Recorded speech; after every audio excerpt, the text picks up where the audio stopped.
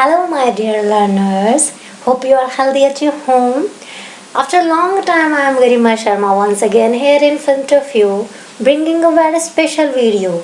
Now, you would definitely think that why I am saying this video is special. Though the title of this video is very simple, very ordinary, but the uses of this video are not ordinary. So that's why I use this word. This video is not beneficial only student. This is useful for every age group members. Every age group in the sense not only student, just like first, second, third class student, that means class students, even for the old person also, that means for everyone who wants to prepare, who wants to make his or her grammar strong. So this video is beneficial for those, for all age group person, especially for those I prepared this video, the people who are just preparing for entrance exam, whether it's a CTET, you can say ability test, just like CTET, UPTET, or any bank exam. So any entrance exam, CTET, UPTET, and any exam, this video is going to be helpful for you. So let's start this video. Okay, so the title of this video is Nouns and its kinds. Now you would definitely think that is very ordinary topic. We all have been studying this topic from a long time, from our first class, second class and all. But why I told that this video is very special, because whatever the uses we are just going to discuss, वो भी हम आपको दिखाएंगे कि क्यों इस video को आपको स्पेशल बताया गया है. तो उसके लिए आप इसको अच्छे से देखिए और समझिए. ठीक है. General kinds of nouns. Normally जो मैंने एक वर्ड दिया यहाँ पे, general kinds of noun. General word क्यों दिया है? Because from our starting classes, starting तो वैसे प्रैप नर्सरी की बात करें, बट यहाँ पे स्टार्टिंग की फर्स्ट क्लास से नाउन्स आपको पढ़ाने स्टार्ट हो जाते हैं. तो फर्स्ट क्लास में, फर्स्ट में, सेकंड में, कभी कहीं किसी क्लास में सेकंड में भी आते हैं. तो उसमें जो चीज़ें पढ़ाई जाती है, कितने टाइप्स पढ़ाए जाते हैं? You all are just thinking कि 5 पढ़े हमने, तो 5 होते हैं. Now I just want to tell you one thing, कि जब बच्चा पढ़ना सीखता है या जब वो छोटा होता है या जब हम किसी काम को स्टार्ट करते हैं, तो पहले हमें इजी स्टेप बताए जाते हैं. अब आगे जाके वो थोड़े स्टैंडर्ड फॉर्म में हो जाते हैं.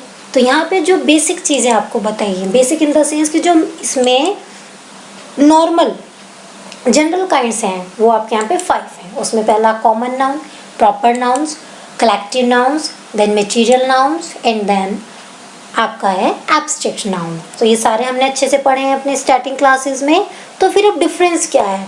What the new thing I am just going to discuss with you. So let's start what I am going to tell you here.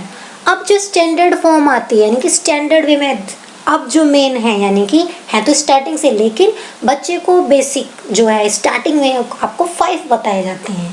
लेकिन जो नॉर्मल है, यानी कि जो स्टैंडर्ड फॉर्म है, वो आपके 8 काइंड्स होते हैं. ठीक है. तो जो टोटल टाइप्स हो गए वो हो गए आपके 8. ठीक है. जिसमें आपका फर्स्ट है कॉन्क्रीट नाउन. अब कॉन्क्रीट आप कहेंगे कि कॉन्क्रीट में तो जस्ट लाइक यहाँ पे मैंने आपको कॉमन, प्रॉपर और थर्ड में इसमें मटेरियल नाउन भी ले सकती थी.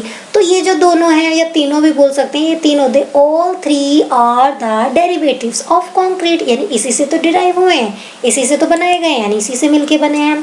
सेकेंड आपका abstract noun. Abstract noun as we have already studied abstract noun. हमने 5 टाइप्स में ऑलरेडी एब्स्ट्रैक्ट नाउन पढ़ा है. थर्ड जो आपका डिफरेंट है उनसे ये है आपका countable and uncountable noun. Countable जैसे कि नेम से क्लियर हो रहा है यहाँ पे आपको, जिनको हम काउंट कर सकते हैं. The things that are able to count countable होती हैं, और जो नहीं होती वो अनकाउंटेबल हो जाएंगी. ठीक है. देन कलेक्टिव नाउन, यानी कि जो कलेक्शन से चीज़ें बनती हैं, वो चाहे कलेक्शन पीपल का हो, थिंग्स का हो, या किसी एनिमल्स का हो, तो वो होता है आपका कलेक्टिव नाउन्स. ये भी हमने पढ़ा है. अब एक जो न्यू आई है फिर से, वो है आपका कंपाउंड नाउन्स. ये हमने नहीं पढ़ी. Compound as it is clear by the name, कि कंपाउंड जो 2 वर्ड जैसे देखने में लग रहा है कि जो कॉम्बिनेशन से बनी होगी, वो हो गया आपका कंपाउंड नाउन. 6 है आपका पॉजेसिव नाउन, यानी कि कुछ ना कुछ इसमें पोजेशन का जिक्र बताया गया है, यानी कि कुछ रिलेशन बताया है चीज़ों का किसी भी पर्सन से. ठीक है. अब जो एक और नई चीज़ आपको मिली है, नया नाम मिला है यहाँ पे, वो आपका regular plural nouns. Regular as it is cleared by the name, जैसे आपने वर्ब भी पढ़ी होंगी, वर्ब्स जिसमें रेगुलर वर्ब्स और इरेगुलर वर्ब्स भी हैं।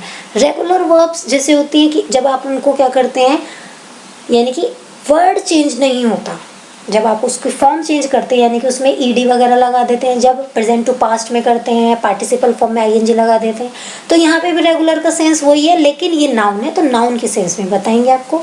रेगुलर प्लूरल नाउन्स यानी कि जब हम नाउन को, सिंगुलर नाउन जो है उसको प्लूरल में कन्वर्ट करेंगे तो जो मेन वर्ड है वो वही रहेगा, यानी कि उसमें सिर्फ एस या ई एस और you can say I E S लगा देंगे। ठीक है, डिटेल में आपको नेक्स्ट स्लाइड में दिखाएंगे। एट्थ आपका irregular plural noun. Irregular as it is cleared by the name कि पूरा वर्ड ही चेंज हो जाता है, when we are just changing the word entirely, that's called irregular plural noun. ठीक है, इसको भी हम डिटेल में डिस्कस करेंगे नेक्स्ट स्लाइड में, यानी कि ये जो स्लाइड अब आपके सामने आ गई है। First let's start from the beginning, start से करते हैं, स्टार्टिंग से। Concrete nouns as I told you whatever we can experience. अब ये चीज़ जो मैं आपको बताने जा रही हूँ, अब इसको याद कैसे करें। कॉन्क्रीट जो चीज़, जो भी कुछ चीज़ हम अपने 5 सेंस ऑर्गन से सेंस कर सकते हैं, चाहे हम उसको देखें, sight, smell, hearing, taste and touch, तो इन पांचों की हेल्प से अगर हम किसी नाउन को हम टच कर रहे हैं या हमें समझ आ रहा है कि हाँ, तो वहाँ पे होगा आपका कॉन्क्रीट नाउन। अब उसमें आपका कॉमन प्रॉपर मैंने ऑलरेडी बोला है, उसमें हम we can include material noun also. ठीक है, क्योंकि मटेरियल नाउन क्या हो सकता है, आपका कोई भी मटेरियल है, आयरन है, वुड है, तो हम उसको टच भी कर सकते हैं, देख भी सकते हैं। ठीक है, सो यहाँ पे एग्जांपल दिए कार, फ्लावर, इंडिया, तो ये आपके कॉमन प्रॉपर दोनों आ गए। मटेरियल में यहाँ पे मैं मिल्क भी डाल सकती थी, वुड भी डाल सकती थी, तो वो आप समझ जाइए। ठीक है, proper and common both nouns are included in it. As I told you material, we can also include material noun in this. I didn't mention here, लेकिन मैं आपको orally बता रही हूँ। Then abstract noun, as is it clear and we have already studied in the previous classes कि abstract होता है whatever the feelings, जो भी हमारी feelings होती हैं, यानी कि ये बिल्कुल concrete का opposite है, यानी कि जब हम जो चीज़ अपने 5 सेंस ऑर्गन से सेंस कर रहे हैं वो हो गया concrete noun, और abstract जिसमें हमारे सेंस ऑर्गन काम बिल्कुल नहीं कर रहे हैं, जिसमें क्या काम करता है हमारा माइंड, यू कैन से हमारा हार्ट। ठीक है, यानी कि फीलिंग्स है, आपका लव है, एंगर है। वैसे तो ये सारी चीज़ें as a science student I am just telling you कि जो लव, एंगर, ये जो फीलिंग्स होती है हमारी हाइपोथैलेमस, जो ब्रेन का पार्ट होता है, मिड ब्रेन का, वहाँ से आती हैं। तो यहाँ पे आपका सेंस ऑर्गन से तो कोई आप कह सकते हैं कनेक्शन इसमें नहीं हो पा रहा है। ठीक है, इनडायरेक्टली है बट डायरेक्टली हम इसको नहीं कह सकते। ठीक है, तो जो कुछ भी हम सिर्फ फील कर सकते हैं वी कांट टच, जिसमें एग्जांपल आपका लव, एंगर, ट्रुथ, ब्रेवरी, बहादुरी। ठीक है, ये दे दिए हैं। कुछ और एग्जांपल दिए हैं, जॉय यानी कि खुशी, ड्रॉबैक्स होती है कमियाँ, तो कमी हम सिर्फ ऑब्जर्व करते हैं या हमें फील होती है कि हाँ भी किसी चीज़ की कमी है, उसे हम देख नहीं सकते। ठीक है, then countable nouns as it is cleared by the name countable, the things which are able to count, वो हो गया countable nouns। those can be counted, called countable noun, यानी जिन चीज़ों को हम काउंट कर सकते हैं simple that are countable noun, for example pen, pencil, toffee, etc. uncountable noun same as it cleared by the name, those can't be counted, जिन्हें count ना कर सके वो हो गया uncountable noun। for example rice, wheat, etc. अब एक एक दाना तो आप नहीं गिनेंगे, ठीक है, तो ये हो गया आपका uncountable. Just like hair also, see hair से याद आया, कुछ लोग हेयर को हेयर्स यूज करते हैं, so it sounds grammatically wrong, that means you can see कि ये ग्रामेटिकली देखा जाए तो ये गलत है। व्हेन वी यूज हेयर्स, अब हमने पढ़ा तो है हेयर्स, तो कहाँ यूज करते हैं, if you have white hair along with black hair then the word you can use hairs. Okay, यानी कि जब दो चीज़ें डिफरेंट हैं, अब आप कहेंगे just like one more example, fruits में एक जैसे फ्रूट हैं तो आप फ्रूट यूज़ करेंगे, जब डिफरेंट वेराइटी के उसमें मैंगो, बनाना, एप्पल आ गए तो वो फ्रूट्स हो जाएंगे। तो ये डिफरेंस है, इसको आप ध्यान रखिएगा। नेक्स्ट आते हैं कलेक्टिव नाउन्स। कलेक्टिव नाउन में कलेक्शन से बना है, as I told you, which represent a group of people, animals, things, किसी भी चीज़ का ग्रुप है वो collective noun. Example a flock होता है झुंड, just like a flock of birds, पक्षियों का समूह, पक्षियों का झुंड, ठीक है। जस्ट लाइक कि अगर एलिफेंट का बात करें तो हर्ड, लॉयन का बात करें तो प्राइड होता है। तो ये जो चीज़ें हैं तो यहाँ पे मैंने कॉमन लिख दिया है। बंच होता है गुच्छा, bunch of keys, bunch of grapes, ठीक है। स्कूल, तो स्कूल किसका कलेक्शन होगा, students as well as teachers, ठीक है। तो ये होगा आपके collective nouns. Then compound nouns. Compound as I told you कि सुनने में लग रहा है कि कुछ कंपाउंड यानी कि कुछ कॉम्बिनेशन, कुछ कंबाइन होकर कोई चीज़ बन रही है। तो the noun made up of 2 और मोर एग्जिस्टिंग वर्ड्स, 2 वर्ड्स जो ऑलरेडी एग्जिस्ट है उनसे मिलकर जो बनता है वो compound nouns. For example come back वापसी, anymore, airline, gold fish etcetera. यानी कि वी कैन सेपरेट ऑल्सो और हम इनको मिला के एक नया वर्ड बना देते हैं, ठीक है। देन पॉजेसिव नाउन, कि कुछ भी पोजेशन बताया जाता है कि वो चीज़, कोई भी चीज़ है, आपसे लिंक है, किसी और से लिंक है, किसी और से उसका रिलेशन बताया जाता है, that is possessive noun. For example girls doll, कि जो डॉल है, डॉल का पोजीशन बताया गर्ल्स है कि गर्ल की डॉल है। राम्स हाउस, कि वो जो घर है वो राम का है, ठीक है। यानी कि इसमें अपोस्ट्रोफी लगा हुआ है, तो अपोस्ट्रोफी का नाम आप जानते हैं पोजीशन से बताता है। Then regular plural noun, as I told you already. Regular कब है, जब वर्ड चेंज ना हो कि उसमें SIES या ES लगे कि हम चेंज कर देते हैं, वो होता है आपका regular plural. For example boys, ठीक है।